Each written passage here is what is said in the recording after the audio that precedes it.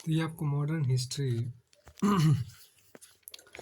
History का यहाँ पे ये पार्ट आपको 16 होगा। पार्ट 16 के अंतर्गत अध्याय 24 जो आपके यहाँ पर है मॉडर्न हिस्ट्री का पार्ट 16 का। पार्ट 16 में जो आपके यहाँ पर अध्याय 24 है युद्धोपरांत राष्ट्रीय परिदृश्य है, उनको यहाँ पर हम देखते हैं। त्रिस्तरीय पैटर्न की बात यहाँ पर देखिए, त्रिस्तरीय पैटर्न आपके यहाँ पर है। देखिए यहाँ पर सभी तीन विद्रोहों का एक समान त्रिस्तरीय, देखिए सभी तीन विद्रोहों का एक समान त्रिस्तरीय पैटर्न था। चरण 1 देखिए यहाँ पर, क्या छात्रों या नाविकों किसी समूह द्वारा अधिकारियों की बात मानने से इनकार कर देना और फिर उनका दमन करना। इस दिन 21 नवंबर 1945 फॉरवर्ड ब्लॉक के छात्रों का जुलूस कलकत्ता में सरकारी सत्ता केंद्र कलकत्ता में सरकारी सत्ता के केंद्र डलहौजी स्क्वायर को बड़ा जुलूस में छात्र फेडरेशन एवं इस्लामिया कॉलेज के छात्र भी सम्मिलित थे। देखिए पुलिस ने प्रदर्शनकारी छात्रों पर लाठीचार्ज किया, पर वह छात्रों को तितर बितर करने में सफल नहीं हो सके। उल्टे छात्रों ने पुलिस पर ईंट पत्थर फेंके। उल्टे छात्रों ने पुलिस पर ईंट पत्थर फेंके। देखिए इसके जवाब में पुलिस ने छात्रों पर गोलियां चला दी। इस घटना में 2 छात्रों की मृत्यु हो गई तथा 52 छात्र घायल हो गए। विद्रोह की दूसरी घटना 11 फरवरी 1946 आज़ाद हिंद फौज के कैप्टन अब्दुल रशीद को 7 वर्ष का कारावास दिए जाने के निर्णय से संबंधित थी। इस घटना में एक प्रतिवादी जुलूस निकाला गया जिसका नेतृत्व मुस्लिम लीग के छात्रों ने किया।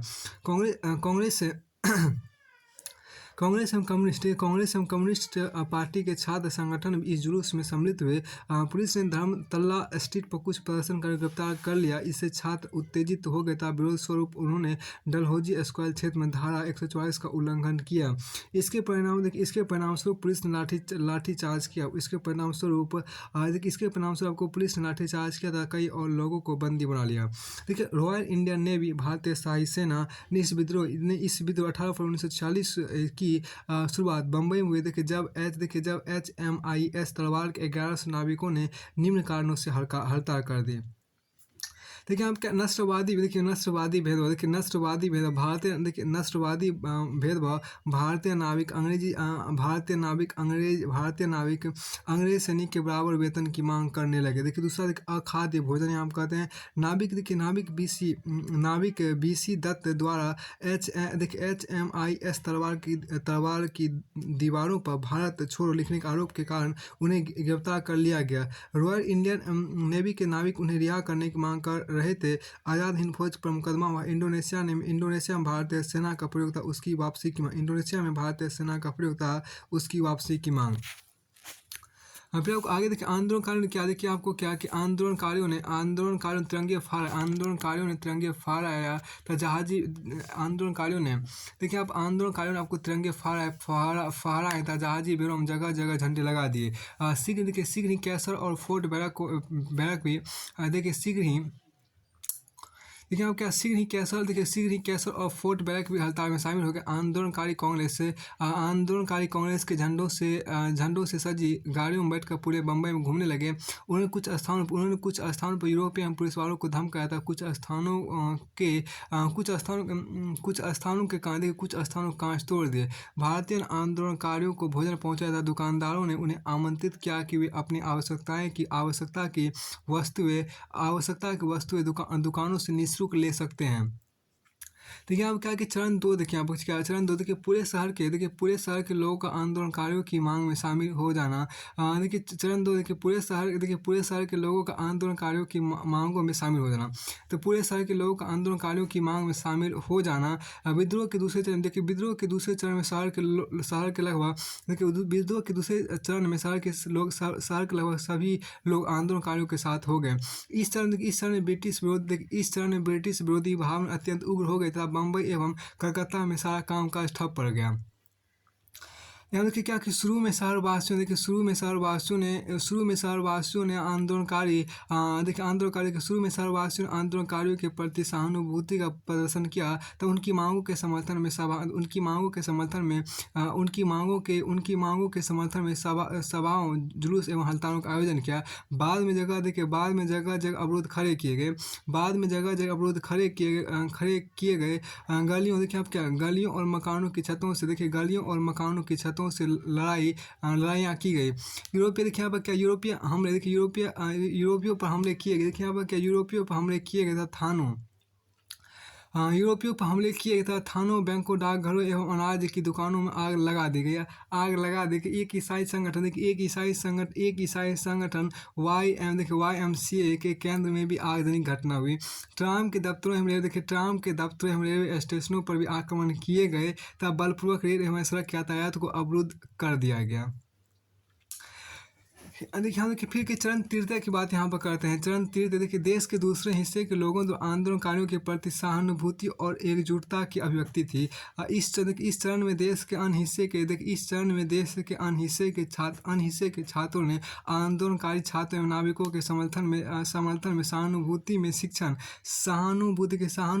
शिक्षण संस्थाओं का बहिष्कार किया था, हड़ताल एवं प्रदर्शनों का आयोजन किया। देखिए यहाँ पर क्या कि छात्रों ने जुलूस भी निकाला था, सरकार की भर्त्सना भी की। देखिए दूसरे जहाज़ों के नाविकों ने भी विद्रोह कर दिया। बम्बई के बाद कराची में नाविकों ने हड़ताल की। देखिए यहाँ पर HMIS हिंदुस्तान था एक अन्य जहाज़ के नाविक और 3 तटवर्ती प्रतिष्ठान के कर्मचारी ने हड़ताल कर दी। मद्रास, विशाखापट्टनम, कलकत्ता, दिल्ली, कोचीन, जामनगर, अंडमान, बहरीन एवं अदन में भी रक्षा प्रतिष्ठानों के कर्मचारियों ने देखिए यहाँ पर सांकेतिक हड़ताल कर दी। बम्बई, पुणे, कलकत्ता, जैसोल तब अम्बाला में रॉयल इंडियन एयरफोर्स के कर्मचारियों ने सहानुभूति हड़ताल की। जबलपुर एवं कोलवा के सैनिकों ने जबलपुर एवं कोलाबा के सैनिकों ने भी असंतोष व्यक्त किया। वल्लभ भाई पटेल, मोहम्मद अली जिन्ना ने नाविकों से आग्रह किया कि वे आत्मसमर्पण कर देता उन्हें आश्वासन दिया कि सभी राष्ट्रीय दल आंदोलनकारियों के विरुद्ध चलाए गए मुकदमों में उनका पूर्ण सहयोग करेंगे। देखिए यहाँ पर क्या कि विद्रोह की तीन घटनाओं की सख्त तथा उनके प्रभाव का मूल्यांकन। देखिए आप क्या विद्रोह की 3 घटनाओं की सख्त तथा उनके प्रभाव का मूल्यांकन। देखिए यहाँ पर विद्रोह की 3 घटनाओं की सख्त तथा उनके प्रभाव का मूल्यांकन। यहाँ देखिए क्या विद्रोह की 3 तो विद्रोह की देखिए यहाँ पर क्या विद्रोह की ये 3 घटनाएं कई दृष्टियों से महत्वपूर्ण थी। विद्रोह की ये तीनों घटनाएं कई दृष्टियों से महत्वपूर्ण थी। इनके तो जनता के बेखौफ लड़ाकूपन की समर्थ अभिव्यक्ति हुई। देखिए आप क्या इनके द्वारा जनता के बेखौफ लड़ाकूपन की समर्थ अभिव्यक्ति भी सशस्त्र सेनाओं के विद्रोह का जनता के मनोमस्तिष्क पर गहरा प्रभाव पड़ गया। देखिए सशस्त्र सेनाओं के विद्रोह का जनता के मनोमस्तिष्क पर गहरा प्रभाव पड़ा तथा वह बिल्कुल निर्भीक हो गई। रॉयल इंडियन नेवी के विद्रोह को भारतीयों ने ब्रिटिश शासन की पूर्ण समाप्ति के रूप में देखा था। इस स्थिति को वे स्वतंत्रता दिवस की तरह मनाने लगे। इन विद्रोह ने ब्रिटिश सरकार को कुछ रियायतें देने हेतु विवश किया। यथा 1 दिसंबर 1940 को सरकार ने घोषणा की कि आज़ाद हिंद फौज के केवल उन्हीं सैनिकों पर मुकदमा चलाया जाएगा जिन पर हत्या या क्रूर अपराधों में शामिल होने का आरोप है। देखिए हम जनवरी 1947 में पहले बैच को दी गई कैद की सजा समाप्त कर दी गई। फरवरी 1927 तक हिंद, चीन एवं इंडोनेशिया से भारतीय सैनिकों को वापस बुला लिया गया। देखिए आप एक उच्च स्तरीय संसदीय शिष्टमंडल भारत भेजने का निर्णय किया गया। जनवरी 1946 में भारत में कैबिनेट मिशन भेजने का निर्णय भी लिया गया, लेकिन ब्रिटिश सरकार इस प्रत्यक्ष उग्रवादी हिंसक मुठभेड़ की कुछ सीमाएं भी थी। इसमें समाज के सापेक्षिक रूप से ज़्यादा लड़ाकू हिस्से ही शामिल हो सकते थे। इसमें समाज के सापेक्षिक रूप से ज़्यादा लड़ाकू हिस्से ही शामिल हो सकते थे। इन विद्रोह में देखिए इन विद्रोहों में उन उदारवादी एवं परंपरा प्रिय समूहों के लिए कोई स्थान न था जिन्होंने INA की युद्धबंदियों का समर्थन किया था, या जो इससे पूर्ववर्ती विभिन्न राष्ट्रीय आंदोलन के आधार स्तंभ थे। ये विद्रोह एवं उसमें जनता की सहभागिता अल्पकालिक थी। हड़तालों में भी मजदूर ही सबसे ज़्यादा सक्रिय थे, बाकी अन्य वर्ग ज़्यादा तत्पर नहीं दिखाई दिए। देखिए यहाँ पे क्या विद्रोह का प्रसार भी सीमित था, कुछ विद्रोह का प्रसार भी सीमित था, यह कुछ शहरों तक ही सीमित रहा, जबकि आज़ाद हिंद फौज की युद्धबंदियों के समर्थन से चलाया गया आंदोलन दूर दराज के गाँव में भी पहुंचा था। देखिए विद्रोह के सीमित प्रसार के कारण सरकार को दमन करने एवं नियंत्रण स्थापित करने में आसानी हुई। तो थल सेना ने भी रॉयल इंडियन नेवी के नाविकों का साथ नहीं दिया। इससे ब्रिटिश सरकार को नाविकों विद्रोह के दौरान उसकी सहायता मिल सकी। इससे ब्रिटिश सरकार को नाविकों के विद्रोह के दौरान उसकी सहायता मिल सकी। बंबई में तो मराठा बटालियन के नाविकों को घेर लिया गया और खदेड़ कर उन्हें उनकी बैरकों में पहुंचा दिया गया। इस विद्रोह के सिलसिले में एक महत्वपूर्ण तथ्य यह भी उभर कर सामने आया कि अभी भी ब्रिटिश सरकार की दमन करने की नीति अक्षुण्ण थी और उसके कठोर इस्तेमाल का इरादा भी बना हुआ था। नौकरशाही के मनोबल में उल्लेखनीय गिरावट आने के बावजूद भी सरकार का दमन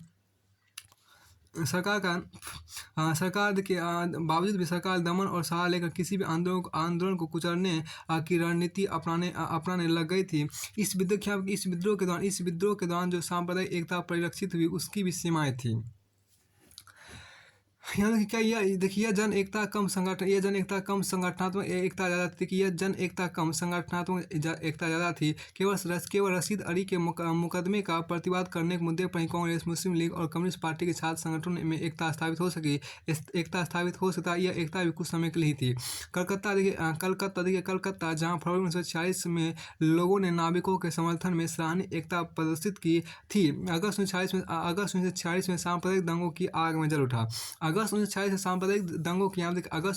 सांप्रदायिक दंगों की आग में जल उठा। यद्यपि नाविकों ने मुस्लिम लीग, कांग्रेस एवं कम्युनिस्ट पार्टी तीनों के झंडे साथ साथ जहाजों पर लगाए गए थे, किंतु वैचारिक स्तर पर उनमें तीव्र मतभेद तथा संप्रदायवाद से वे गहरे प्रभावित थे। नीतिगत मसलों पर विचार विमर्श के लिए अधिकांश नाविक जहां कांग्रेस के पास जाते थे, वहीं मुसलमान नाविकों का ज़्यादा झुकाव मुस्लिम लीग की ओर था। राष्ट्रवादी नेताओं ने भी अपने संप्रदाय विशेष के नाविकों को अपने प्रयासों से प्रभावित करने की चेष्टा की। यह अवधारणा की इन विद्रोह में प्रदर्शित सांप्रदायिक एकता को यदि राष्ट्रवादी नेता सुदृढ़ एवं अस्थायी बना देते तो देश को विभाजन की आग से बचाया जा सकता था। एक विचारक प्रतिक्रिया है। यद्यपि इस तथ्य में कोई यथार्थ नहीं है कि अधिकांश इतिहासकार का भी यही मत है। अब यहाँ कांग्रेस की राजनीति की बात यहाँ पर करते हैं। देखिए वर्ष 1942 के समय या कांग्रेस की राजनीति में आप देखिए यहाँ भी कांग्रेस की राजनीति की बात यहाँ वर्ष 1942 के समय यह निर्बाध रूप से सिद्ध हो चुका था कि उपनिवेशवाद विरोधी आंदोलन में कांग्रेस ही सबसे प्रमुख संस्था है। देखिए जहाँ भी साम्राज्यवादी सत्ता को चुनौती दी गई, या सरकार विरोधी झंझावात आया, वहाँ कांग्रेस ही सर्वाधिक सक्रिय थी। वहाँ कांग्रेस ही सर्वाधिक सक्रिय तथा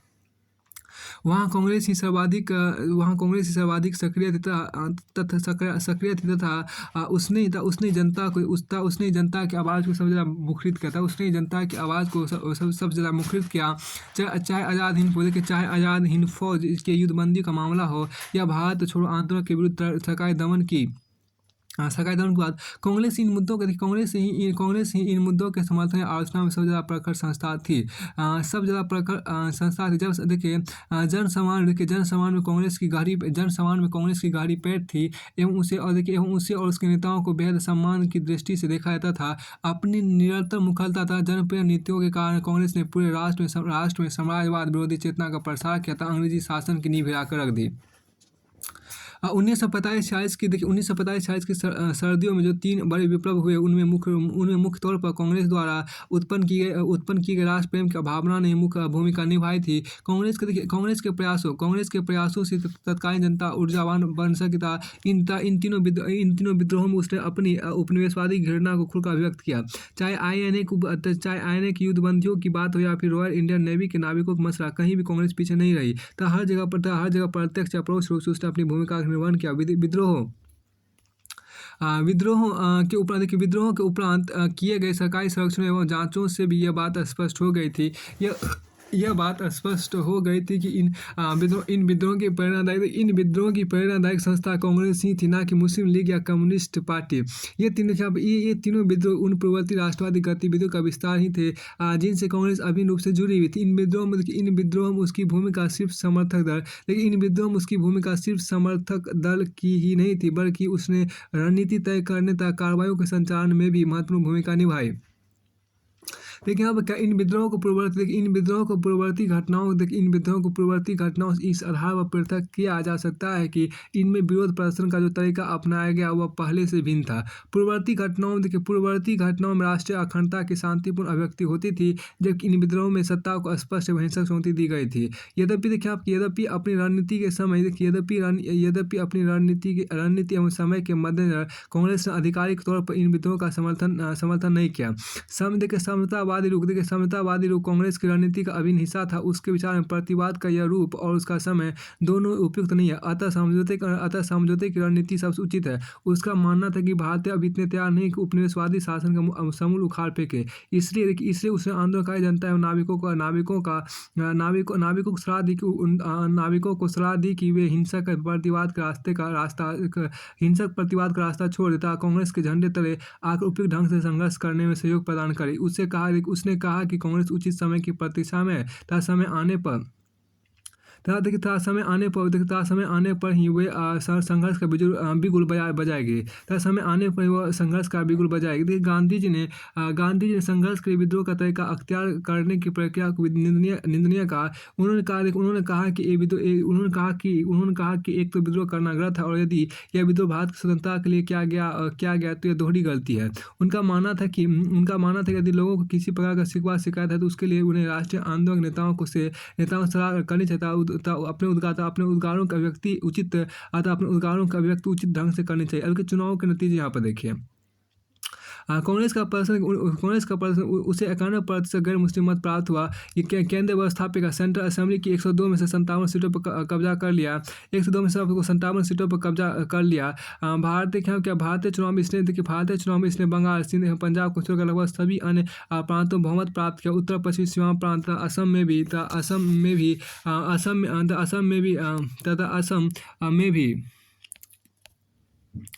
देखिए असम में भी की सर्वोच्चता स्थापित की। असम में भी आप एक मिनट यहाँ पर आपको पेज मिसिंग है 463 के बाद 464 होना चाहिए, यहाँ पर 465 का पेज है, तो एक पेज मिसिंग है। 464 नंबर का जो पेज है वो मिसिंग है, तो इसको यहीं शुरुआत कीजिए फिर से एक बार। तो यहाँ देखिए आपको क्या सिर्फ एक पेज 464 आपको मिसिंग है, जिसको आप देख लीजिएगा। अब देखिए एक मिनट देखिए, वह धीरे धीरे समाप्त हो गई। इसका प्रमुख कारण इन सेवाओं में भारतीयों का बढ़ता प्रतिनिधित्व तथा सेवाओं का भारतीयकरण था। इन सेवाओं के भारतीयकरण से यूरोपियों में असंतोष बढ़ने लगा था। धीरे धीरे उनकी रुचि इन सेवाओं के प्रति कम होने लगी। इसके साथ नौकरशाही एवं सरकार भक्त तबके में भी असंतोष बढ़ने लगा। लंबे विश्वयुद्ध के कारण भारत में आर्थिक कठिनाइयां बढ़ रही था। देश धीरे धीरे दिवालियेपन की ओर अग्रसर हो रहा था। देखिए अंग्रेज सरकार की समझौतावादी एवं दमनकारी नीति की अपनी कुछ सीमाएं थी। साथ ही इसमें विरोधाभास प्रकट होने लगा, जैसे कि क्रिस मिशन उपरांत सरकार पूर्ण स्वतंत्रता को छोड़कर केवल सीमित समझौते की नीति पर चल रही थी। दूसरा देखिए, जब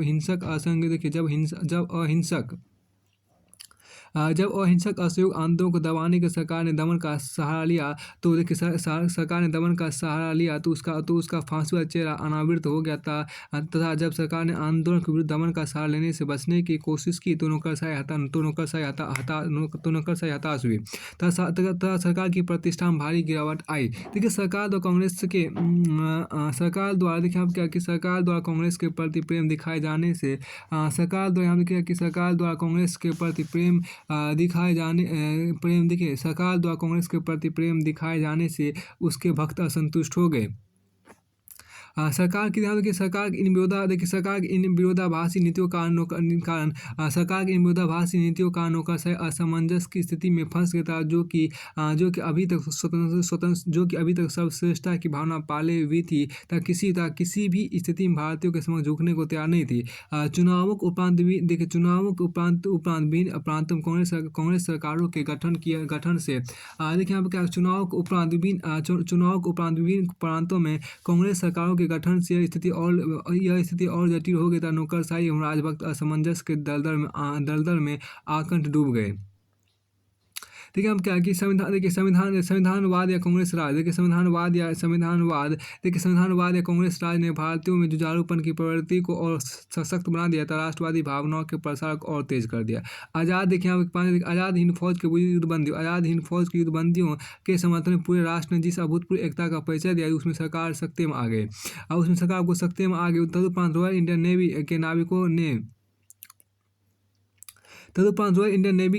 नेवी के नाविकों के विद्रोह से तदुपरांत रॉयल इंडियन नेवी के नाविकों के विद्रोह से सरकार के सम्मुख यह बात स्पष्ट हो गई कि अब से वह सेना पर पूर्ण विश्वास नहीं कर सकती। उसने महसूस किया कि यदि कांग्रेस ने अब कोई आंदोलन प्रारंभ किया तो उसे प्रांतीय कांग्रेस सरकार भी खुलकर सहयोग प्रदान करेगी। अब छठा देखिए हम क्या तत्कालीन परिस्थितियों में भारतीयों के पूर्ण दमन का एक ही उपाय था, अंतिम शासन व्यवस्था।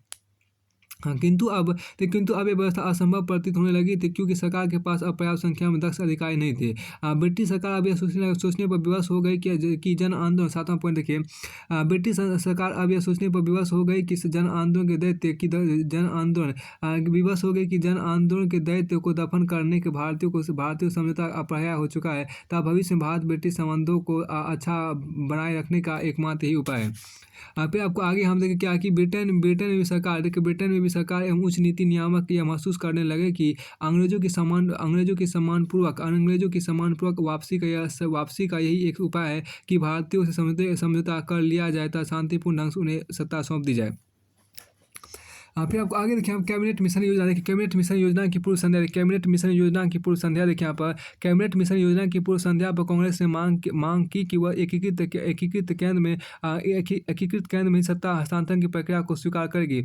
अल्पसंख्यकों की मांग के संबंध में उसकी नीति थी कि मुस्लिम बहुल प्रांतों को आत्मनिर्णय द्वारा केंद्र में विलय होने का अधिकार है, किंतु उसने यह स्पष्ट किया कि यह प्रक्रिया अंग्रेजों द्वारा भारत छोड़ो के उपरांत ही पूर्ण होगी।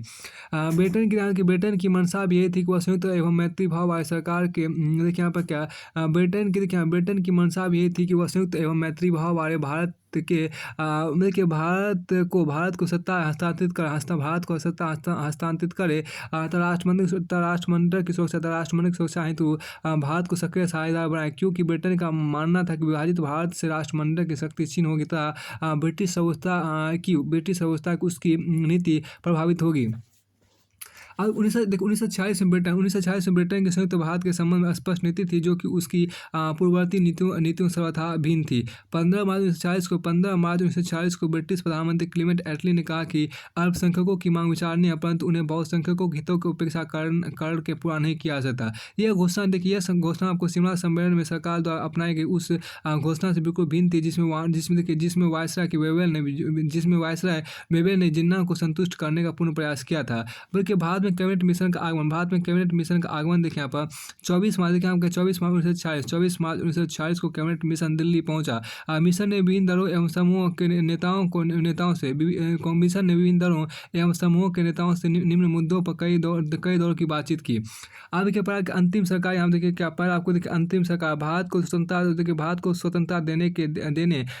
स्वतंत्रता देने एवं नए संविधान के निर्माण हेतु आवश्यक सिद्धांत एवं उपाय देखिए दूसरा देखिए, जब एकता या विभाजन के आधारभूत मुद्दे पर कांग्रेस एवं मुस्लिम लीग दोनों में कोई सहमति नहीं हो सकी, तो मिशन ने अपनी और संवैधानिक समस्या के समाधान हेतु मई 1946 में योजना प्रस्तुत की। कैबिनेट मिशन योजना मुख्य बिंदु देखिए, पूर्व पाकिस्तान गठन की मांग अस्वीकार कर दी, क्योंकि पाकिस्तान गठन से बड़ी संख्या में गैर मुस्लिम जनसंख्या उसमें सम्मिलित हो जाएगी। जैसे उत्तर पश्चिम में 38% जनसंख्या था, उत्तर पूर्व में 28% जनसंख्या। फिर आपको आगे हम क्या दूसरा देखिए, सांप्रदायिक आत्मनिर्णय के सिद्धांत से ही नई समस्याएं खड़ी हो सकती थी। सांप्रदायिक आत्मनिर्णय के सिद्धांत से देखिए, सांप्रदायिक आत्मनिर्णय के सिद्धांत से नई समस्याएं खड़ी हो सकती थी। और जैसे पश्चिम बंगाल में हिंदू बहुसंख्या में तथा पंजाब के जालंधर एवं अम्बाला डिवीजन में हिंदू एवं सिख बहुसंख्यक थे, अतः वे भी विभाजन की मांग कर सकते थे। और दूसरी ओर कुछ सिख नेता पहले से राग अड़ाप रहे थे कि यदि देश का विभाजन किया गया तो वे पृथक राज्य की मांग उठाएंगे। तीसरा देखिए, आपको पंजाब एवं बंगाल के विभाजन से क्षेत्रीय संधियां खत्म पड़ सकती थी। चौथा आप कहेंगे विभाजन से प्रशासनिक एवं आर्थिक समस्याएं खड़ी हो सकती थी। जैसे कि पाकिस्तान पूर्वी एवं पश्चिमी भागों के मध्य संचार की समस्या, जैसे पाकिस्तान के पूर्वी एवं पश्चिमी भागों के मध्य संचार की समस्या, तथा कि पांचवें क्या कि सशस्त्र सेनाओं का विभाजन अत्यंत खतरनाक हो सकता था। प्रांतीय विधानमंडल का 3 समूह विभाजन।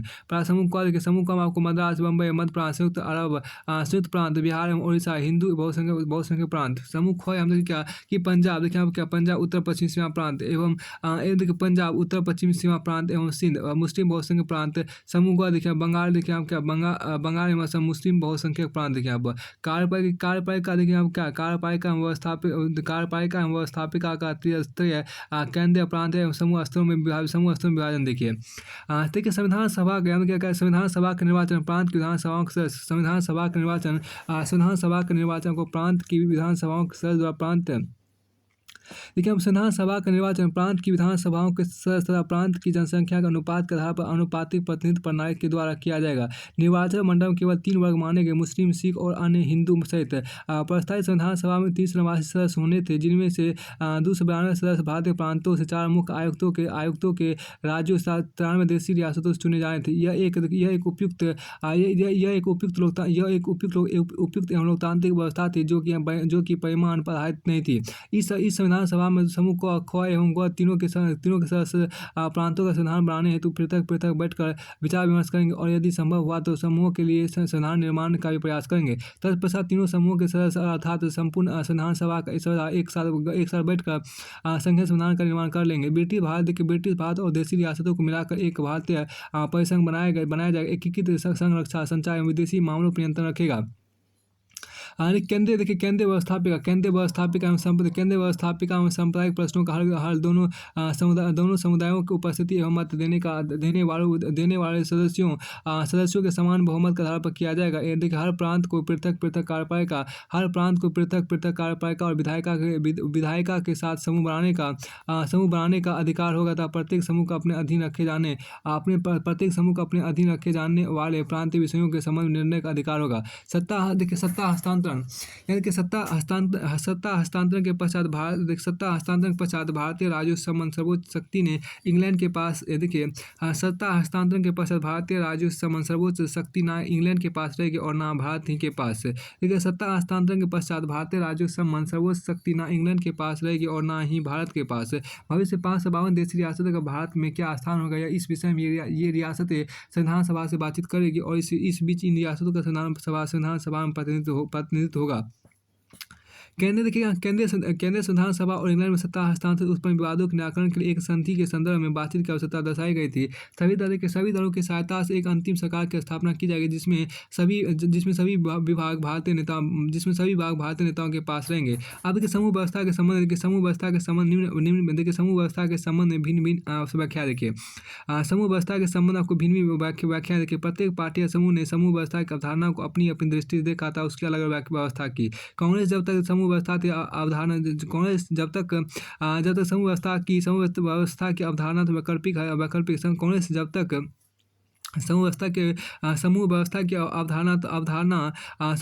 की अवधारणा वैकल्पिक है, तब तक कैबिनेट मिशन योजना पाकिस्तान के निर्माण के विरुद्ध है। ये एक एकल संविधान सभा का गठन विचारने मुस्लिम लीग का वीटो पावर समाप्त हो गया है। मुस्लिम लीग अनिवार्य समूहीकरण एवं की मुस्लिम लीग को अनिवार्य समूहीकरण की व्यवस्था में पाकिस्तान के निर्माण अंतर्भूत है। कैबिनेट मिशन योजना के संबंध में मुख्य आपत्तियां यहाँ पर देखिए। कैबिनेट मिशन योजना के संबंध में मुख्य आपत्तियां देखिए क्या विभिन्न दलों ने भिन्न आधारों पर कैबिनेट मिशन का विरोध किया। कांग्रेस प्रथम आम चुनाव के होने तक समूह के रूप में प्रांतों का इंतजार करना उचित व्यवस्था नहीं है। प्रांतों को देखिए आप क्या कि कांग्रेस की बात यहाँ पर करते हैं क्या कि प्रथम आम चुनाव के होने तक समूह के रूप में प्रांतों का इंतजार करना उचित व्यवस्था नहीं है। प्रांतों की छूट होनी चाहिए कि वे समूह में सम्मिलित हो या नहीं हो। समूह में सम्मिलित होने की अनिवार्यता प्रांतीय स्वायत्तता के सिद्धांत के विपरीत है। संविधान सभा में देशी रियासत के संविधान सभा में देखिए यहाँ पर संविधान सभा में देशी रियासतों के प्रतिनिधियों के लिए निर्वाचन व्यवस्था न होने की बात स्वीकार नहीं की जा सकती। विदित है कि देशी रियासतों के प्रतिनिधि राजाओं द्वारा मनोनीत किए जाने थे। मुस्लिम लीग की बात क्या समूहीकरण की शर्त समूह ख एवं समूह ग के अनिवार्य होनी चाहिए। तथा भविष्य में पाकिस्तान के निर्माण का मार्ग प्रशस्त हो सकेगा। लीग का सोचना था कि कांग्रेस से कैबिनेट मिशन योजना को अस्वीकार कर देगी तब सरकार अंतरिम सरकार के गठन के लिए लीग को आमंत्रित करेगी। फिर आपको आगे यहाँ देखिए स्वीकारता की बात यहाँ पर की गई। स्वीकारता आपको यहाँ देखिए हम जो कहा गया स्वीकार देखिए 6 जून को मुस्लिम लीग ने और 24 जून 1946 को कांग्रेस ने कैबिनेट मिशन योजना के दीर्घ अवधि के प्रस्ताव को स्वीकार कर लिया। जुलाई 1946 से संविधान सभा गठन हेतु प्रांतीय व्यवस्थापिका चुनाव संपन्न हुए। 10 जुलाई 1946 नेहरू ने कहा हम संविधान सभा निहित था कि संविधान सभा संप्रभु थी और प्रक्रिया नियमों का निर्णय करेगी। मैं जाने के निर्णय के अतिरिक्त किसी और बात से बंध नहीं है। इस बात की अधिक संभावना है कि किसी प्रकार का समूहीकरण नहीं होगा जैसा कि NWFP और असम खंड ख और ग में शामिल होने से आपत्ति जताएंगे। और 29 जून 1946 नेहरू जी कथन के प्रत्युत्तर में लीग ने दीर्घावधि की योजना को मानने से इनकार कर दिया और पाकिस्तान की प्राप्ति के 16 अगस्त 1946 को प्रत्यक्ष कार्रवाई दिवस का आह्वान किया। फिर आपको देखिए सांप्रदायिक विध्वंस और अंतिम सरकार देखिए 16 अगस्त 1946 से भारतीय परिदृश्य में 23 बदलाव आए। अनेक स्थानों पर भीषण दंगे हुए जिसमें लगभग 15,000 लोग मारे गए। सांप्रदायिक दंगों से सर्वाधिक प्रभावित होने वाले क्षेत्रों में कलकत्ता, सिलवट, नोआखरी, बिहार, त्रिपुरा एवं गढ़ मुक्तेश्वर उत्तर प्रदेश शामिल थे। देखिए सरकार की प्राथमिकताओं में परिवर्तन देखिए कि वेबेल अब देखिए क्या वेबेल अब किसी भी प्रकार से कांग्रेस को अंतिम सरकार में शामिल करने के लिए उत्सुक था। यहाँ तक कि लीग को इससे बाहर रखा गया था। सरकार के रवैया सरकार के रवैया लीग के इस आग्रह के विरुद्ध था कि उसे सभी प्रावधान स्वीकार और पहले की सरकार की सांप्रदायिक ताकतों को प्रोत्साहित करने, राष्ट्रवाद की वैधता से इनकार करने और कांग्रेस की प्रतिनिधि प्रकृति से मना करने की प्रकृति के विरुद्ध था। देखिए इस प्रकार ब्रिटिश शासन निरंतरता ने ब्रिटेन से जागरूक एवं बुद्धिमत्तापूर्ण बुद्धिमत्तापूर्ण तरीके की मांग की। अंतिम सरकार देखिए 2 सितंबर 1946 को जवाहरलाल नेहरू और उसके सहकर्मियों ने वायसराय की काउंसिल के सदस्यों के रूप में शपथ लिया। काउंसिल नेहरू के नेतृत्व में एक प्रकार से मंत्रिमंडल के रूप में काम करने लगी थी। नेहरू के नेतृत्व में काउंसिल के राष्ट्र समर्थक और कार्य और कांग्रेस की शक्तियों में वृद्धि को देखते हुए वायसराय लॉर्ड वेबर ने घबरा कर मुस्लिम लीग को काउंसिल में शामिल होने के राजी कर लिया। मुस्लिम लीग को